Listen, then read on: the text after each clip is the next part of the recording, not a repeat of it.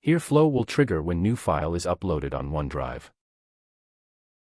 In pre-built AI model, just select the file content in action, extract information from invoices. Add data points in each input column of SharePoint list. Pre-built AI model is not able to fetch some data points, which is marked in red box. Upload the invoice file on OneDrive.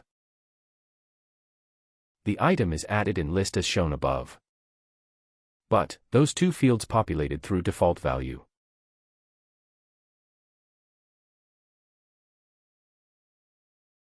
Custom AI model is trained in such a way that it can extract those information which weren't extracted by pre-built AI model. Information which we extracted is indicated in red box. If using Custom AI Builder, then select the trained AI model. After using Custom AI Builder, those remaining data points are also get fetched. Again, upload the invoice file on OneDrive. Here, all the data points are added successfully to the SharePoint list.